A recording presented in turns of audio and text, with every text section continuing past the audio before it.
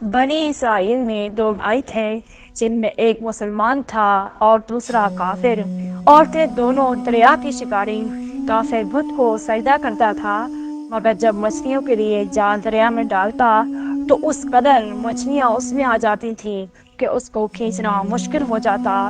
مگر مسلمان کے جال میں صرف ایک ہی مچھلی آتی تھی اور اسی پر صبر کر کے ساتھ خدا کا شکر ادا کرتا تھا۔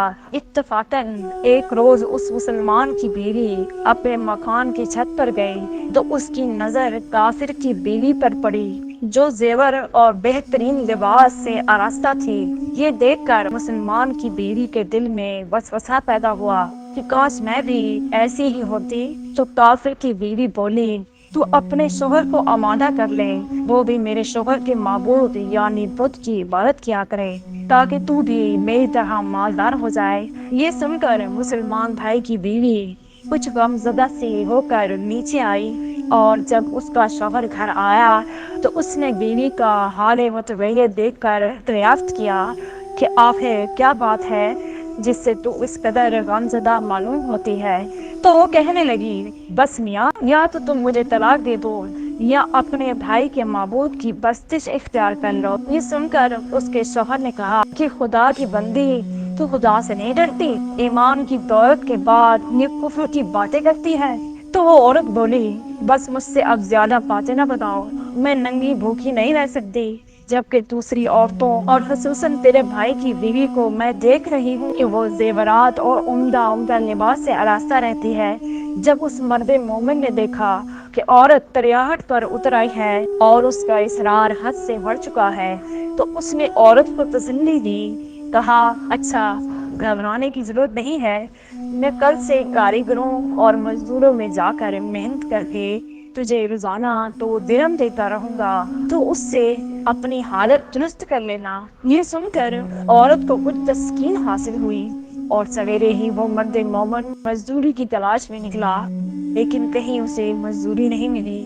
یہ دیکھ کر وہ دریا کے کنارے پہنچا اور شام تک خدا کی عبادت میں مصروف رہ کر رات کو جب گھر آیا تو بیوی نے دریافت کیا، آج تم کہاں تھے؟ تو وہ کہنے لگا، میں بادشاہ کی خدمت میں تھا، اس نے مجھ سے 30 دن کا کام کرنے کی شرط کی ہے۔ عورت بولی کہ آخر وہ بادشاہ تم کو کیا دے گا؟ تو اس نے جواب دیا کہ میرا بادشاہ بڑا کریم ہے اور اس کے خزانے مال و دولت سے بھرے ہوئے ہیں، وہ مجھے وہ دے گا جو میں چاہوں گا۔ چنانچہ اسی طرح برابر وہ اپنے معبود برحق کی عبادت میں مصروف رہا اور تیسری رات ہوئی تو بیوی نے کہا، سنو میاں، اگر کل تم نے مجھے مزدوری لا کر نہیں دی تو تم پر مجھے طلاق دینا لازم ہو جائے گا۔ یہ سن کر اس کو کسی قدر پریشانی لاحق ہوئی اور تیسری صبح کو اس نے ایک یہودی سے کہا، کیا تم مجھے مزدوری پر لگا لو گے؟ یہ سن کر یہودی کہنے لگا کہ ہاں، تم کو مزدوری تو مل جائے گی، لیکن شرط یہ ہے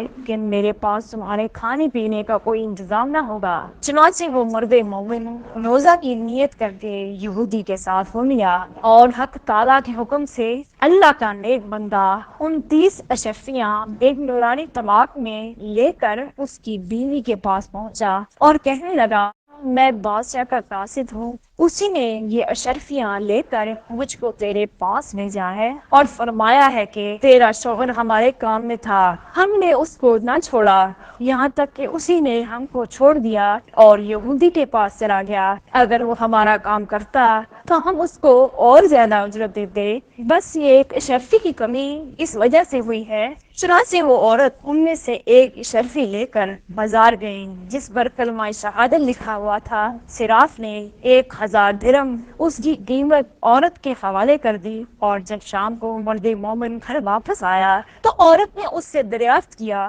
آج تم کہاں تھے؟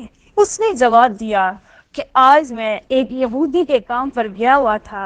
تو بیوی کہنے لگی کہ آخر بادشاہ کی خدمت ترک کر کے تم دوسرے کی خدمت کیوں کرتے ہو؟ پھر اس کو اشرفیوں کا واقعہ سنایا، جس کو سن کر وہ مرد مومن روتے روتے بے ہوش ہو گیا۔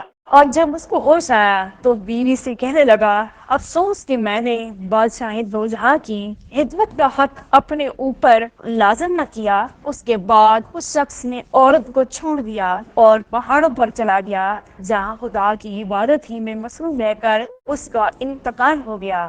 حق تعالیٰ اس پر اپنا رحم فرمائے، آمین۔